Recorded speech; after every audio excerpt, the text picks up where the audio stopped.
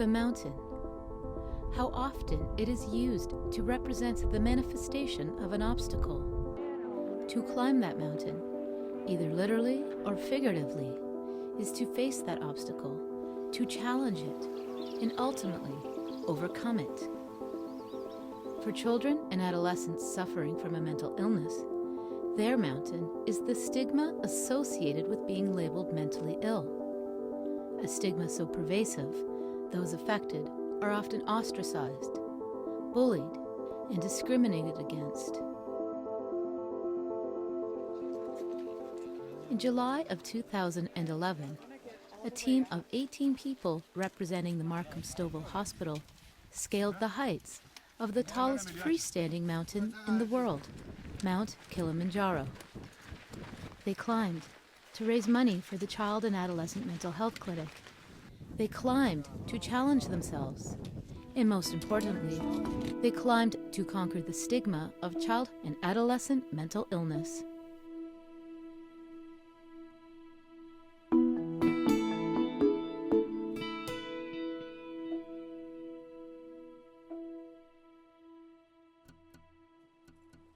According to mental health experts, the stigma associated with mental illness is the greatest obstacle to recovery. The stigmatization of individuals who suffer from major mental health disorders is such that they are seen as less than adequate, incapable, maybe damaged goods, undesirable to be around, defective. And as a result of that, not people that are necessarily going to be included. And inclusion in this age group is key to survival for the young child. Once you're excluded and removed from your peer group and are sitting on a little wall by yourself at lunchtime, separate from your peers while they play, because they will not associate with you because they've heard that there's something wrong with you or that you suffer in some way, is very destabilizing for the human. And something that we have to fight very hard to remove from our school systems. Another obstacle to recovery is a shortfall in services. Professional mental health care resources can only reach 1 out of every 6 children and adolescents in need. About 14% of children at any given time suffer from some sort of major mental illness. And when we look at absolute numbers, that's about 1.1 million children in this country alone that are symptomatic from some sort of illness or the other. One of our group programs in Child and Adolescent, it's our Worry Busters group. It's for children 12 and under with anxiety. There's a year-long wait for that group. And we have demonstrated some excellent results. Kids that come out of that program do very, very well. They're waiting a year to get into the program. And I've limited resources to offer them some support while they're on the wait list. There are a number of kids we're seeing more and more in York Region that require inpatient hospitalization. There are only 7 beds in York Region at South Lake that has child and adolescent inpatient mental health beds. And those beds are always full.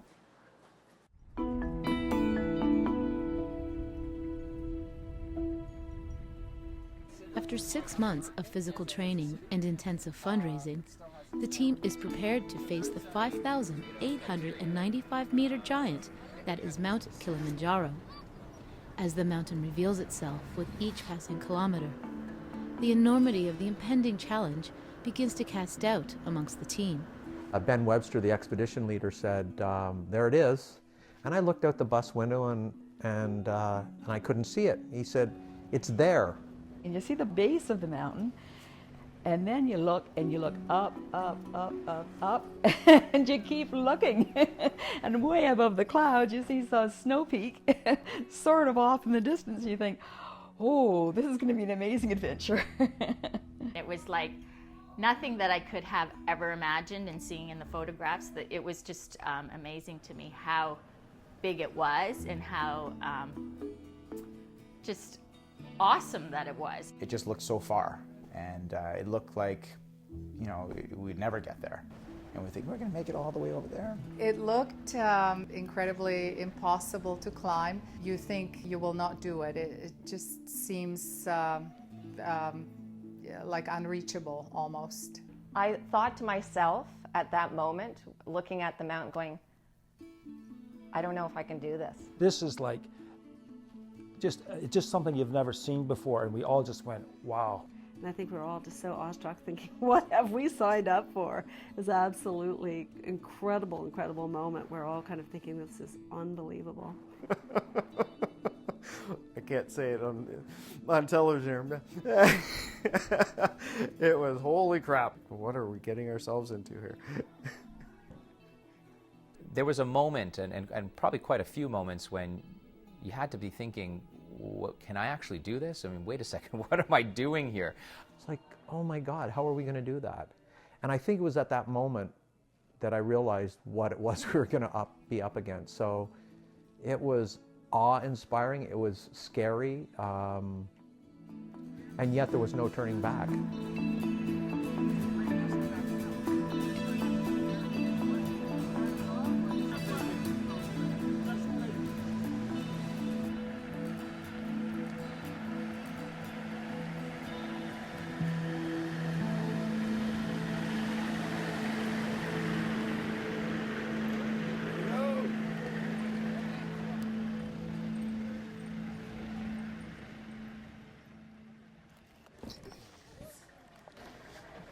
So Ben, our leader, has told me today that there's about 80 to 100 in our support team that's going to be taking us up.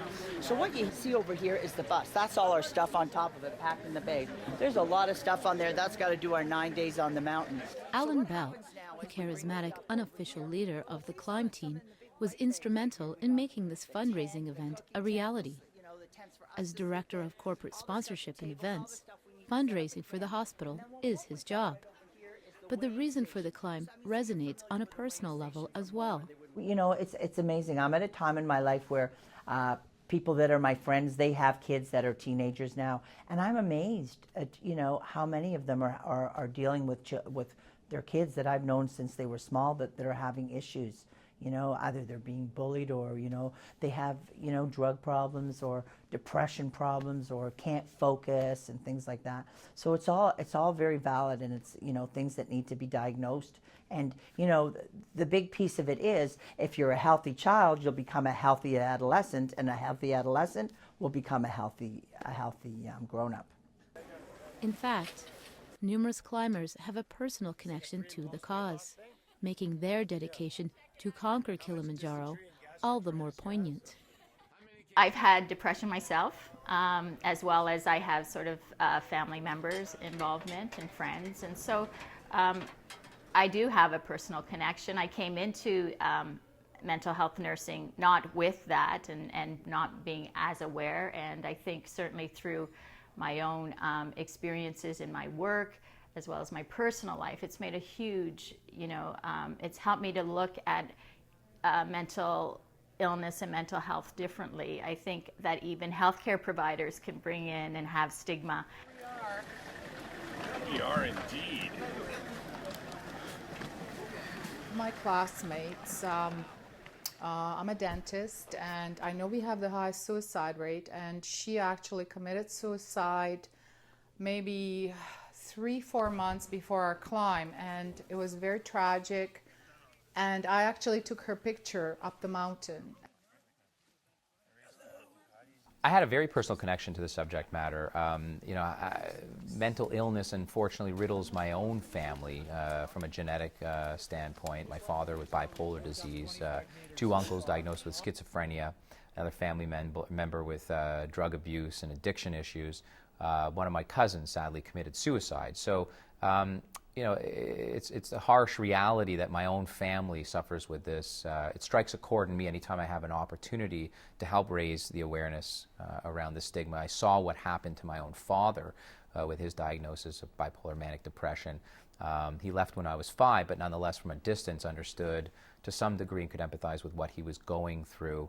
People didn't understand him, my late father, and that was hard for me to accept. I have a long history of family issues. My mother's sister and brother both passed away, taking their own lives, and Ron and I actually have helped raise my two cousins who have battled with mental health issues for the past 25 years. The team will be traversing the northeastern side of the mountain, following the route known as Rongai. It will take 9 days in total to go up to the summit and back down the other side. Well, what do you think? There it is, right in front of you. It's daunting. Somehow it seems less intimidating than yesterday when we glimpsed it for the first time. Coming out of the cloud cover. I don't know why, but that just really blew my head for a little while. And then I think I regripped the shaft and said, okay, let's go. Because right now, it seems rough, but I think partially because we're also started, it doesn't seem as daunting. Well, it's a little bit more real now. Yeah, it definitely is. But there's been moments already, and this is the easy part of the climb, where you know you're climbing. All right, guys, phase one. Just gotta find our camp. We're done, guys, we're done. We arrived at our first camp quite late, and I was like, holy smokes.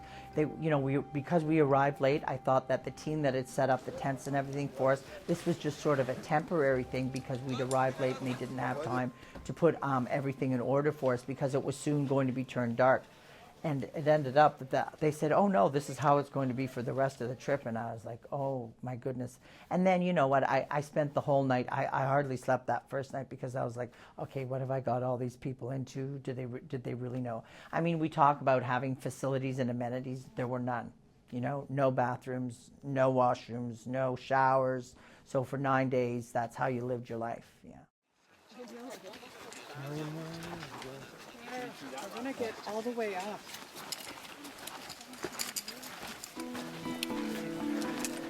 As the climbers ascend to higher elevations and the air becomes thinner, some of the climbers begin to show signs of altitude sickness, a condition that can become quite serious, even fatal if not treated.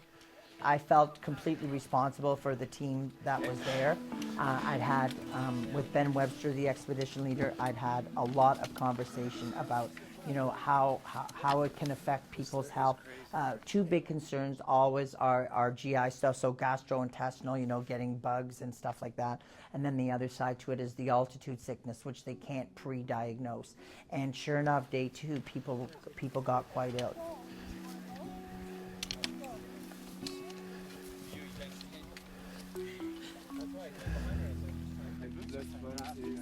I started to get oxygen issues, and I had to start taking some blood thinners and to go lay in my cabin, and my blood pressure didn't come down and my heart rate didn't come down and my oxygenation level didn't get back up above 70%, I think.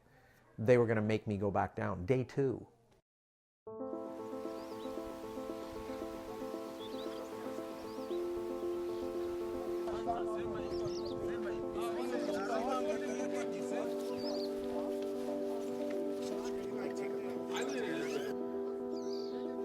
The team is now 3 days into the climb. Today's itinerary is a 6 to 7 hour trek towards the jagged summit of Mowenzi. They will follow a trail across open moorland to a sheltered valley near Kakalawak Caves. So the actual trail we're on today is actually the trail that Hemingway took. And it's really amazing because you look up, last night it was a full moon and it looked like the mountain was glowing. I couldn't believe how surreal it was to see it like that. And then this morning when you got up at daybreak, because that's when we have to get up, you look and you see it changed color about 4 or 5 times. I couldn't believe it. And then it was damp in our tent this morning. I'm like, oh, did it rain? Did something leak? What's going on here? But no, you know what? It was the moisture was because we slept in the clouds. I can't believe I actually slept in a cloud. It is such an amazing feeling up here. You know what? I hope you can just feel some of what we're feeling up here. It's absolutely amazing, and we're just so happy to share with you.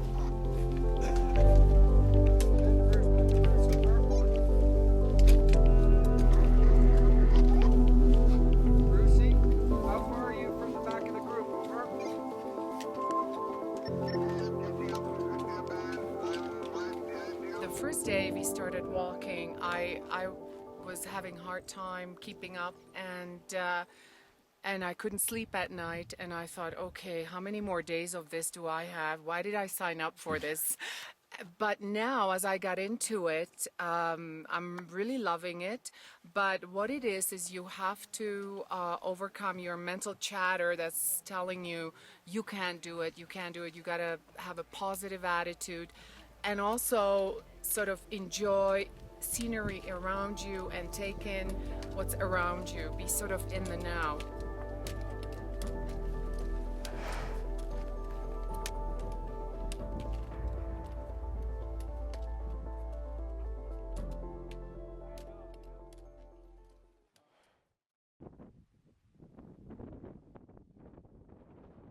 As days pass, the physical and mental strain of the climb begins to tell on many of the team members.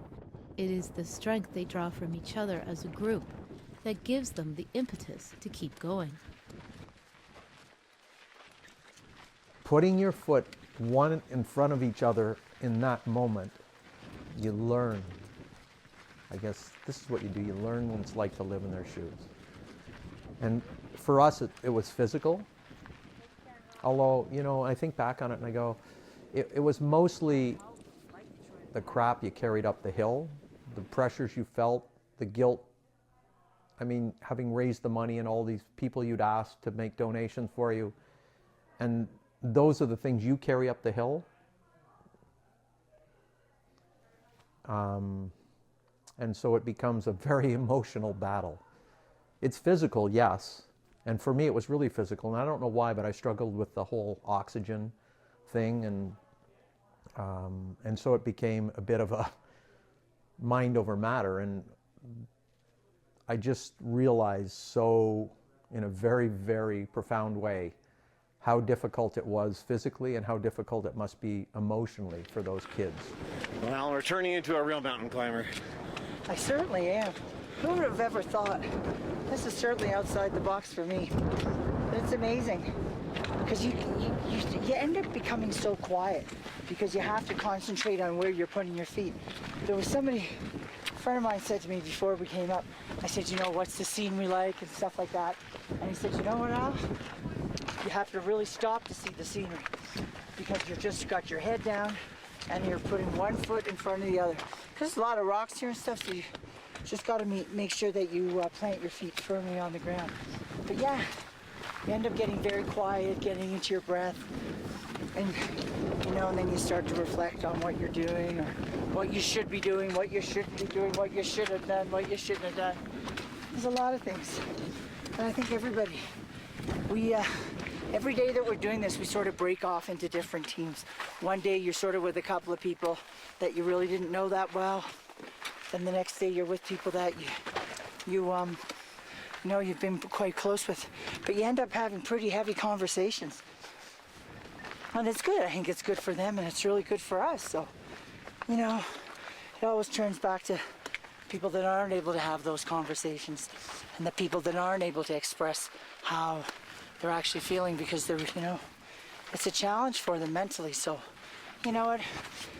Again, it just ties back into the piece where people said, well, what are you doing mental? It is. This is so much.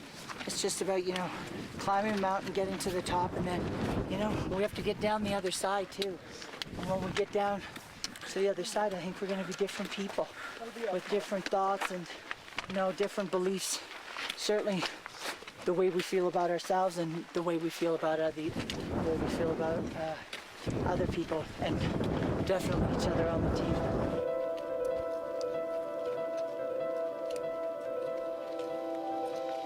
I remember one of my colleagues saying to me, who had done the climb, saying, the mountain will talk to you.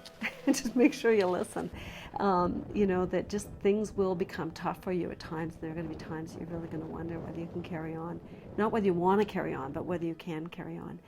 And I think that, you know, we all thought, I think many of us thought, or all of us probably, as we were going up that mountain, came across a lot of those challenges thinking, you know what, we're doing this for 9 days. Some people are doing this every day, and they don't know if and when it's going to end. For us, we knew we had an end point.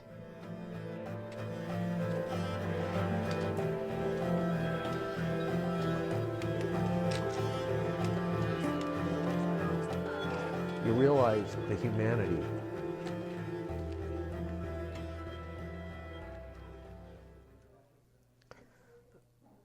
You know, how we're all sort of on that cusp of being business leaders and infallible, but you dance on the razor's edge of being between success and failure, mental health and normalcy, I guess you will. And you all know that if it's circumstance or genetic contribution, you could fall off the cliff at any time. Major mental illness is very much like climbing a mountain because it's hard work every day, especially when they're in the midst of an episode, because you really don't want to get up and you really don't want to take that extra step and you really don't want to move anymore. There's going to be days where you feel like you can't go further. There's going to be days when you're actually feeling like you can't breathe. It is no different with mental illness. There are days where you're going to feel that you can't take that step. When you're anxious, and you're going to feel like you can't breathe. There are absolutely the same strategies that you would use to conquer climbing that mountain, you would use to conquer mental illness.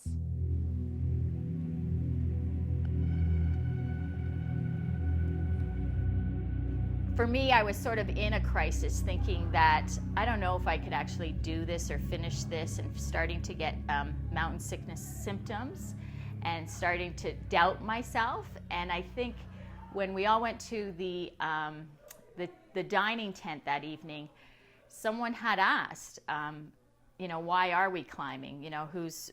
What are the other reasons other than the fundraising reasons? And people were very honest and genuine in sharing their reasons for climbing, and I think that was really moving for me, that really brought it to light of not only why I was climbing, but why others were. And we all had our reasons, and to hear everyone share it at the same time and also be going through that crisis of confidence that actually Ben talked about. So to be going through that and realizing that I wasn't alone made me sort of feel closer to the team. I felt very responsible for everybody, and this, I kind of was the one that said, okay, we can do this, we can do this. So, I didn't want anybody to turn around and say, it's a bit late now, but definitely there were times when I thought, oh, what are we doing here? You know what I mean?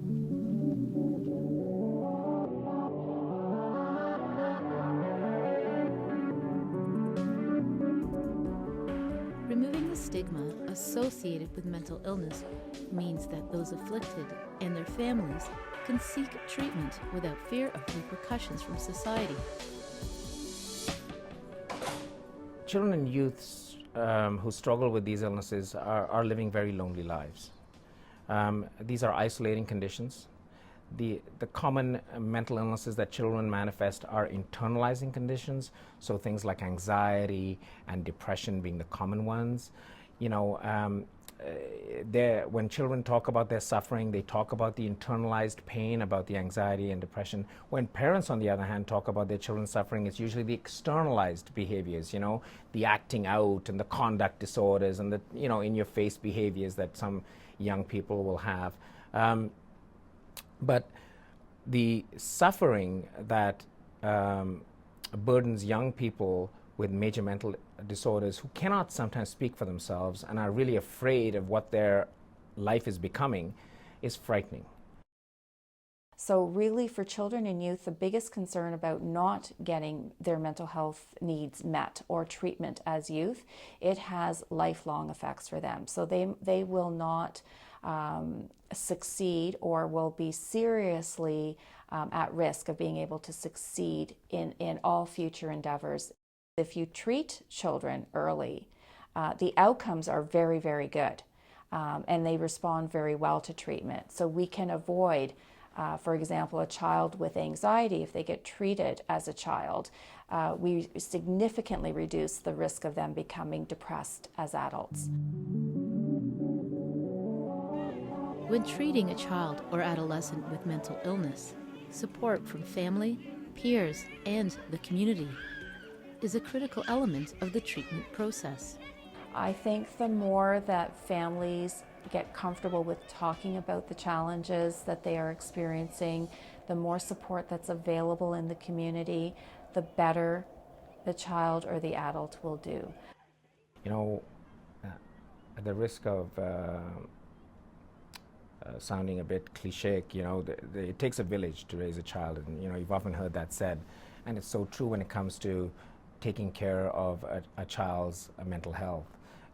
It's a global intervention, not a focal one, much more so than for an adult. Even in the care of the adult with a major mental disorder, our focus tends to be very comprehensive and global. But for the child that can't speak for themselves, that needs an advocate, and is tormented by an illness that they cannot understand, the need for auxiliary supports, the need for enhanced school engagement, the need for community-based, non-judgmental interventions, the need even for peer-to-peer understanding within their own peer group, and obviously the destigmatization of mental illness is primary. Without that, we lose yet another generation.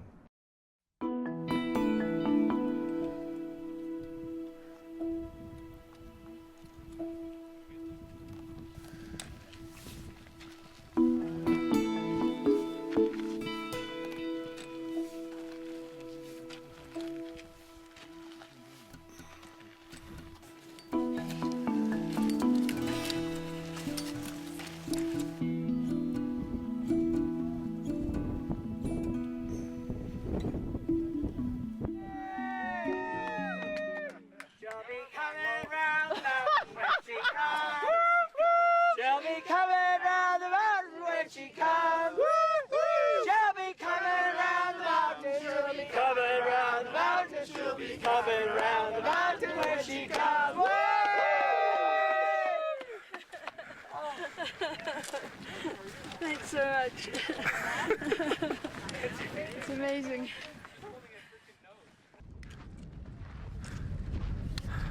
Welcome to Kibo Hut. Thanks, man. Got my bath drawn? Yeah. Sweet.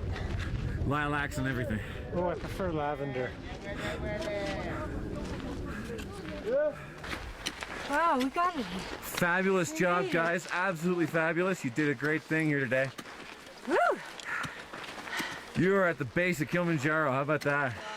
Yeah. This is well done. Truly amazing. Woo! It's great to be here. Yeah! Awesome Keep job, alive. guys. Awesome. We're here. Glad to be here.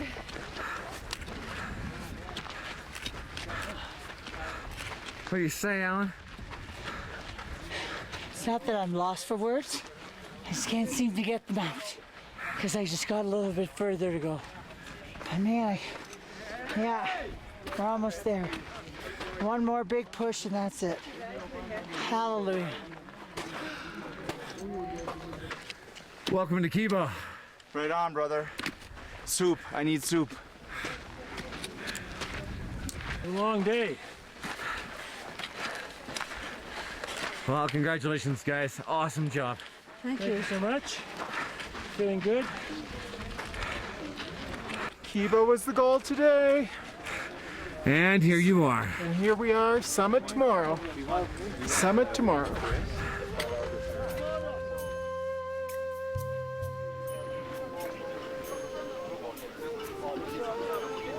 Okay, so it's Monday and we're here. We're actually at Kibo Hut. We arrived yesterday and it was certainly a challenge, you know, coming through the mountains and getting up here, but we made it. And actually what helped us make it was the group. The fact that we're all here together, as you can see behind us, everyone that we know and love as well, doing well. We've had little hiccups along the way, but you know what? We couldn't be feeling better. And it's just as well we're feeling better because tonight at around midnight, torches on our head, all bundled up in our down coats and everything. We're going to begin the final ascent. I don't know if you can see it behind me, the final ascent of about 3,500 feet. And that will take us to the top of Mount Kilimanjaro. And the exciting thing about getting there when we do is, you know what? When we step to the top of that hill, the sun will just be breaking and the day will be there to greet us. And we can't think of a better way to reach the top. I'm excited and ready to go. I feel anticipation and finality. I feel excited, a little bit nervous, but very confident. Mike Rui, I feel strong like bull. The last push was really probably the most psychologically challenging. All right, well, good job. You're first out. Are you ready? I'm ready. Are you excited? I am. And I'm is a it- little is teeny it- bit scared. But I'm- Scared? What are you scared of? You should be more scared of me than the climb. Should I? Yeah. Right, I should be.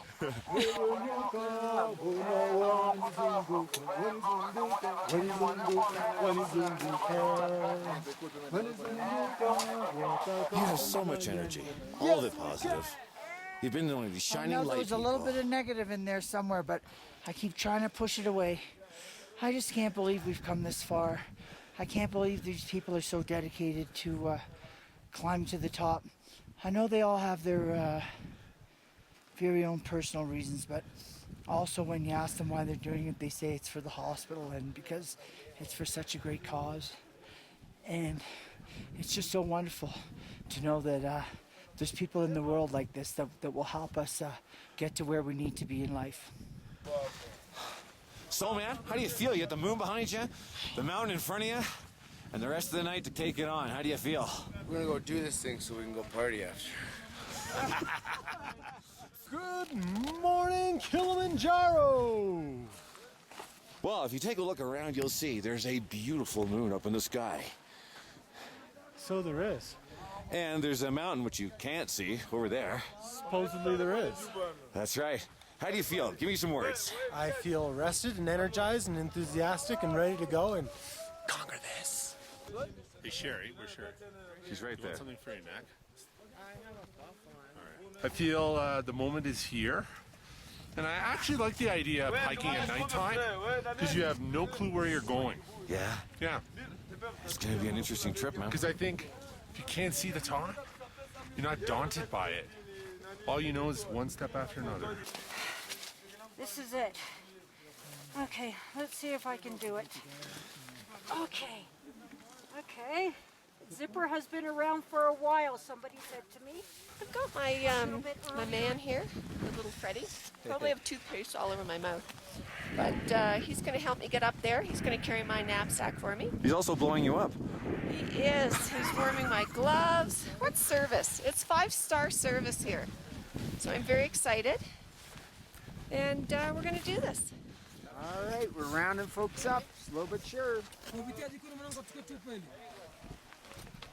A number of our fellow climbers got into issues with real cold feet, and that's one of the problems is people getting into frostbite with their feet. And so there were times where people had to stop, and one of the guides had to kind of massage their feet to try to bring the circulation or bring them down a little bit to get the circulation back on their feet. You're climbing overnight and you really are without sleep and without food, and as I say, even my water bottle froze, so without fluids. And it's cold, it's dark, you're exhausted, it's one more climb, it's one more step. It's rocks and boulders and, you know, shards and a lot of volcanic dust and ash, and by then, you know, there's, you know, you're pretty grimy. Just advice for anyone: do it when you're younger, not older. Instead of 45, your age, right? Right on. I don't know what views she's talking about. All I see is the back of a backpack going back and forth and some boots going up and down. And To be honest, I feel like turning back, but then Ben gave me word of encouragement. So I'm here. I'm gonna do it.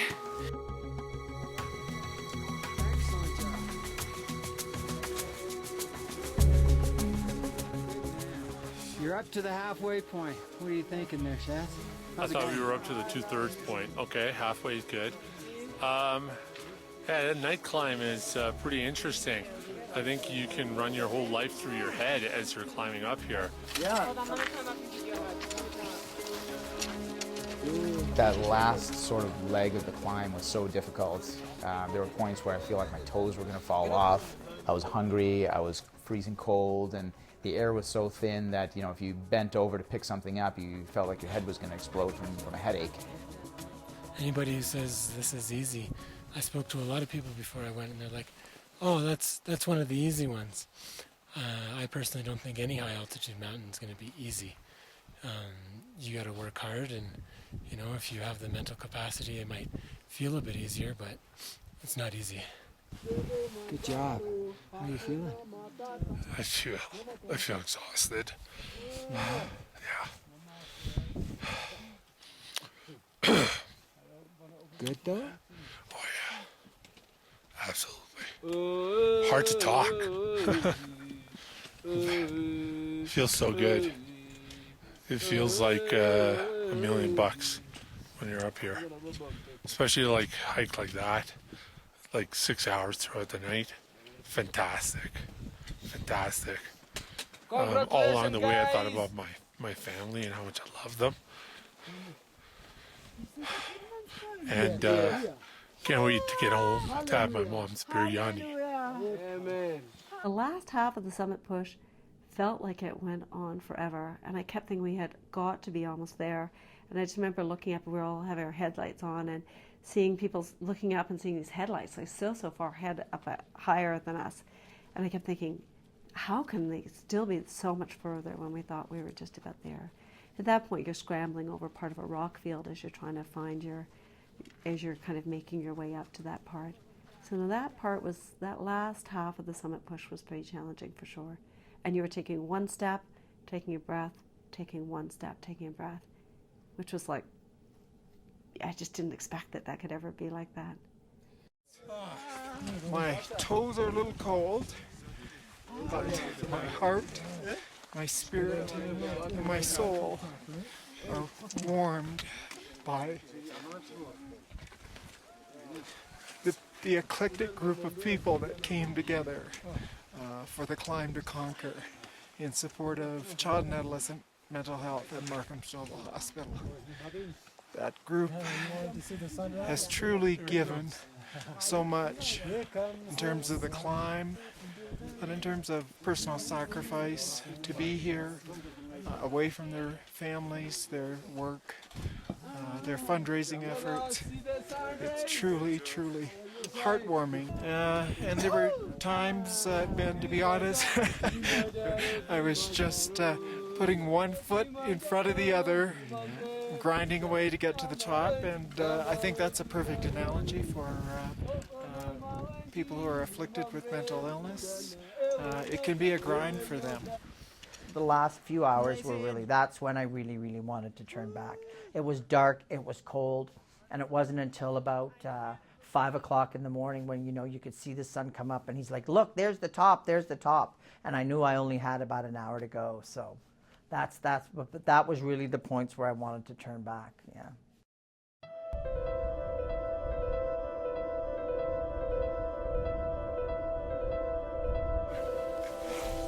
I'm not looking my best, I apologize.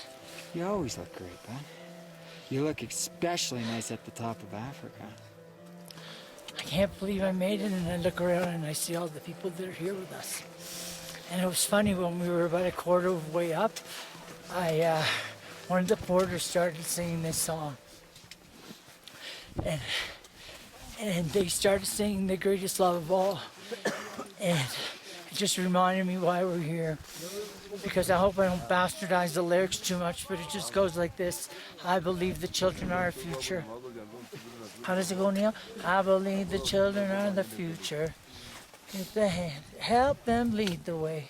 Give them all the beauty. Just I'll think about them after, the words will come to me, but that's exactly, they just deserve the very best, and I'm just so glad we could do this for them. Yeah, give them all the beauty they deserve inside. Yeah, the greatest love of all is happening to me.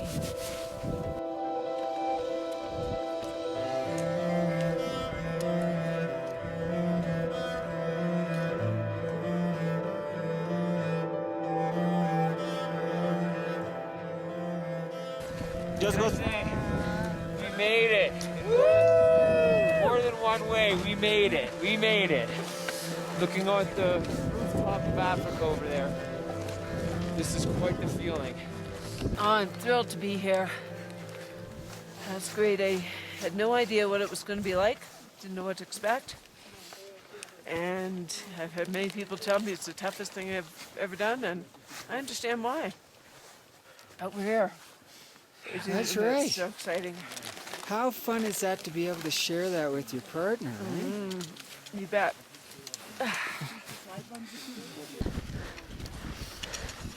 Amazing. Woo! Spectacular. Unbelievable. I can't believe that we made it to the highest point in Africa. I'm so proud of all of us. I feel like I am surrounded by angels.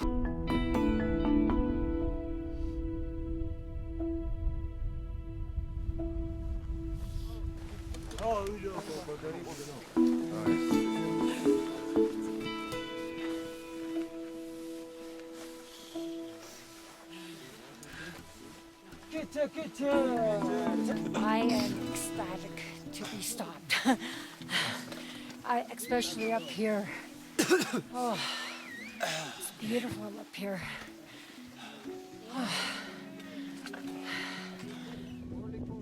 It was pretty emotional when I actually got there, because I got up there at the same time that Karen got there, and Alan saw us there, so he stayed with us. And I was there when Eileen and Brandon, like I stayed for the next half hour, and Eileen and Brandon were coming up that rock face. And I knew she was going to get there. And I'll tell you, that's the moment when I realized what a warrior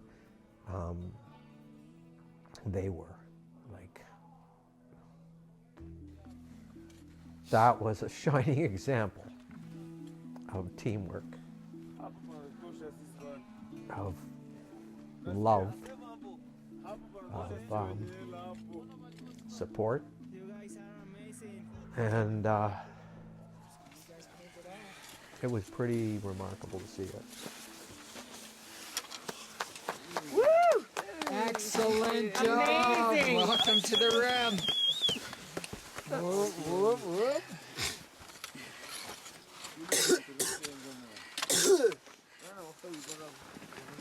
Good job, guys. Amazing. Congratulations. Thank you. Why don't you guys give yourselves a big hug? I mean, give your old men a hug there, eh? What a job. What a job. That's great. You did it. She was amazing. I think both of you were amazing. Oh, yeah.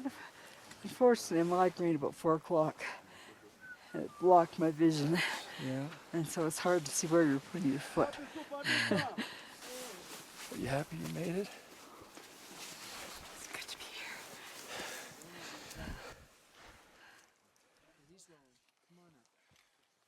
here.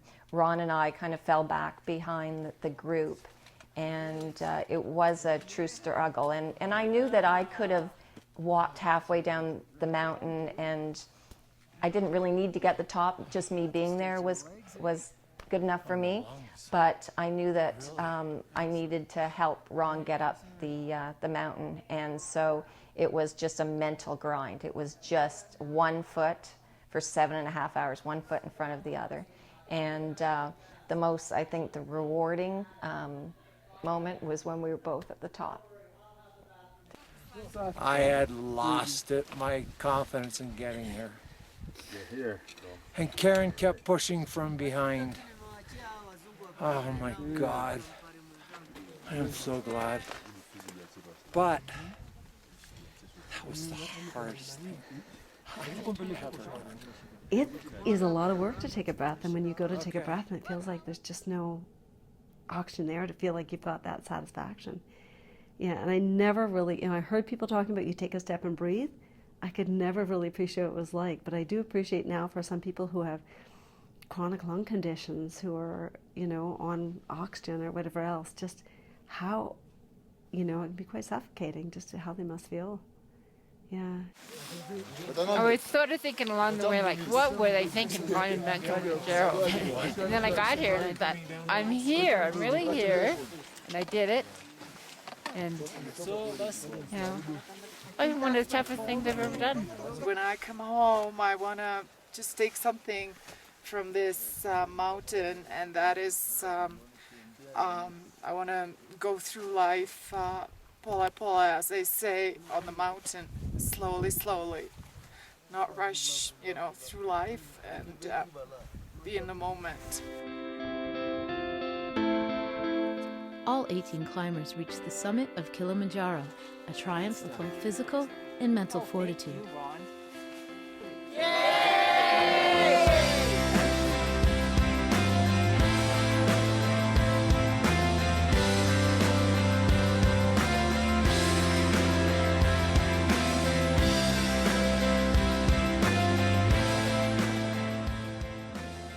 The climb is now almost 2 years in the past.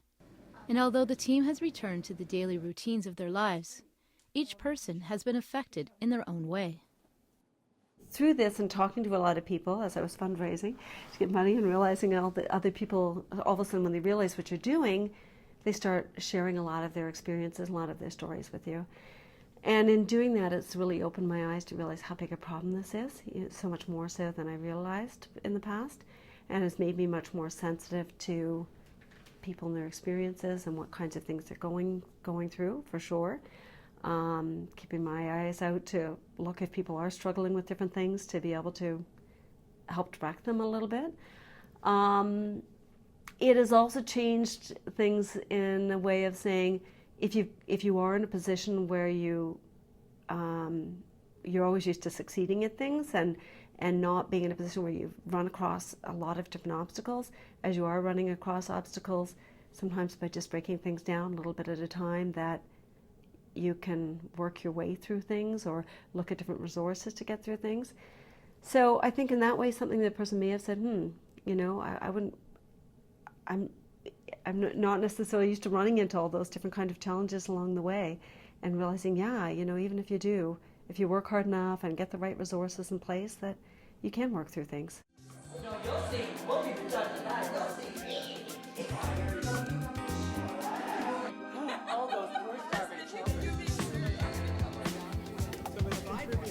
I think every experience changes you. I think I know Neil Walker better than I did when I started the climb.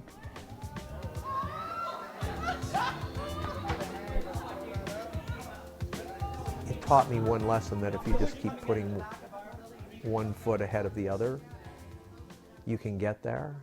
It taught me that we're much more capable of doing things than we think that we're capable of doing things, if we just believe. You get what you think, not what you deserve, and so in some small way, if you think you can get there, you probably will.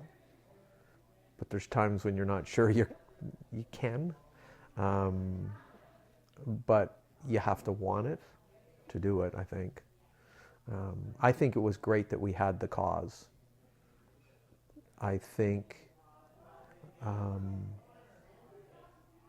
love the fact that every now and then somebody asks me about it, and the things that I want to talk about are what it was like to struggle, because that reminds me of what the cause is. I think it's just made me a richer person, have a broader point of view, different perspective. Never been to Africa before, never been on safari, never climbed a mountain, just enriched me. Started the final thrust. Well, and he kept saying to them, Al kept saying, hey, you'll have no problems. It's real easy. And then he'd come to me and he goes, they're never gonna make it. Changed the way I look at life. It's changed the way I look at other people. It's changed the way I look at young people, and I think I'm more sensitive when I'm talking to them, and they talk about maybe issues they're having, or they want to share, how's school going, how's university going, and they kind of start to tell you. And sometimes I say, what, maybe you need to talk to somebody about this. You can feel better about what you're doing and about your life and things like that. So that's really, really important. But it's just, I think the thing that's changed in me the most is that you can do whatever you set your mind to, and if you do it as a group, you have a much, much better chance of getting to where you need to be. It was reaching into ourselves and beyond ourselves, and I think the fact that we were able to do that and to be able to climb together as a team and support each other and be successful and represent the people back home and be able to communicate with them, I think that was really you have a sense of completeness, a sense of accomplishment, a sense of thankfulness, and it's one of those sort of almost a life-changing experience in terms of being able to realize that the world's there to be experienced and to be seen and to be conquered, as are our challenges in life. Mark, how did you do, Mark? How did you do, Mark? Hi, Mark. How you doing? I haven't seen you since the class. I think it made me definitely a stronger person. Nothing really phases me, and I can't say I'm not afraid of anything, but yeah, in a way, that's how I am, kind of. I'm more confident, and also I see that you can do whatever. If you set your mind on something, you can achieve it. Emiliano. He's the guy that worries so much. Remember? And I was cool. I started crying and It's really changed my attitude in, I think, living in a way that's much more, I feel happier about. I feel more content about, and I feel like, sure, I'm willing to try it. If it doesn't work, I can sort of say, well, that didn't work, and move on. Whereas before, I think I'd probably worry about it or think, no, I'm not going to do it, and play the safe game. This has helped me to just be much more open, I think, overall.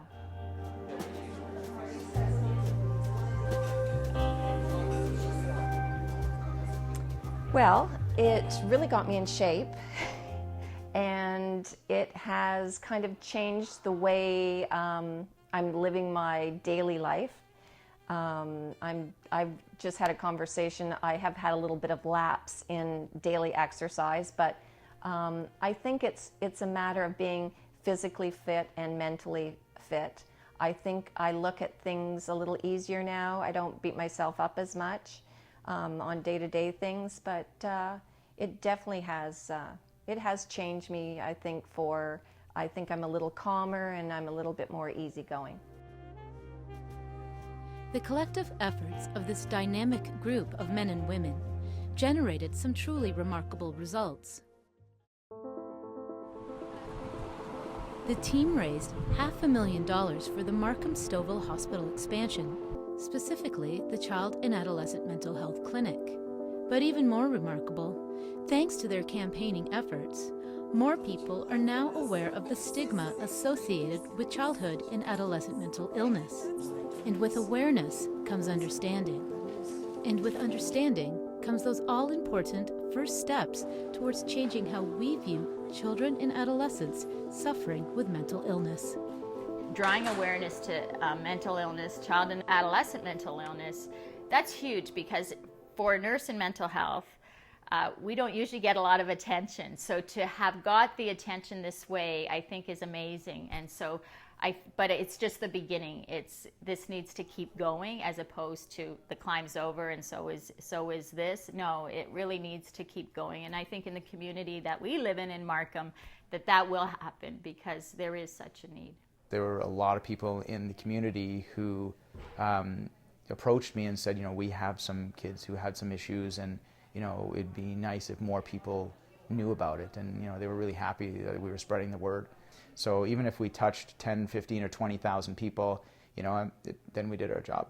through all of our friends and networking through our customer bases and clients, I think we really pushed what our climb was all about. And I think people are really starting to be aware that this issue has to be discussed, and it has to be improved so that people can lead a better life, a daily life, rather than be institutionalized. I think what's happening at Markham Stouffville Hospital is an amazing thing. We are still seeing the positive effects of this fundraising activity in a way that we've not seen with any other activities. We still talk about it, we still feel like it happened yesterday, and it's had such an amazing impact on just our own hospital community and the view of stigma, and it's really raised the awareness of mental health issues for the staff in this building, and that's been absolutely tremendous.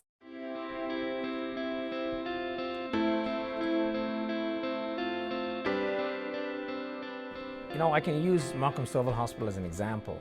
You know, we have a brand new hospital that just opened, and when you walk in the front doors of this new hospital, the first clinic you see is the outpatient mental health clinic. The first inpatient unit you see is the inpatient mental health unit. This is unheard of. Hospitals never functioned this way in the old days. We were always the back ward, the one that was hidden, the one that people didn't want to really talk about, the one that people joked about in hallways. Not anymore. This hospital is the most progressive hospital I've ever worked at in terms of its administrative style and its openness to this war against mental illness and destigmatizing these illnesses. I'm proud to work here for that reason.